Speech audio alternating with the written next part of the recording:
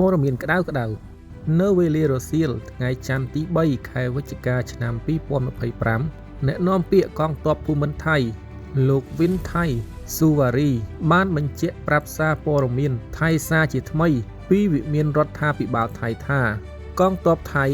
គ្រាន់តែដកអាវុធធុនធ្ងន់មួយចំនួនចេញតែប៉ុណ្ណោះប៉ុន្តែកងទ័ពថៃនៅតែបន្តរក្សាកងទ័ពឲ្យឈរជើងនៅតាមបណ្ដោយព្រំដែនកម្ពុជាថៃដដែលពលគឺគ្មានការដកទ័ពឡើយទាក់ទិននឹងកិច្ចខិតខំប្រឹងប្រែងរបស់ភាគីកម្ពុជាក្នុងការដាក់សម្ពាធអន្តរជាតិឲ្យប្រទេសថៃពន្យាការដោះលែងកងទ័ពកម្ពុជាទាំង18រូបនោះថៃកំពុងពិនិត្យចំពោះបញ្ហានេះដោយកងទ័ពកម្ពុជាពួកគេកំពុងទទួលការថែទាំស្របតាមលក្ខណៈស្តង់ដារអន្តរជាតិរីឯអង្គការ ICRC ក៏បានចុះទៅជួបពួកគេទៀងទាត់ជានិច្ចផងដែរហើយកងទ័ពថៃមិនផ្លាស់ប្ដូរពីលក្ខណៈវិនិច្ឆ័យនៃលក្ខខណ្ឌទាំង4ឡើយលោកសង្កត់ធ្ងន់ថា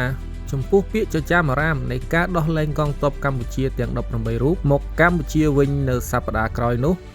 កងទ័ពថៃកំពុងតែផ្ដោតលើការយកចិត្តទុកដាក់ក្នុងការបន្តតាមដានស្ថានភាពគួររំលឹកឡើងវិញថាកងទ័ពថៃបានដាក់លក្ខខណ្ឌចំនួន4ឲ្យកម្ពុជាប្រសិនបើកម្ពុជាចង់ឲ្យកងទ័ពថៃដោះលែងចំណាត់ខ្មាំងទាំង18នាក់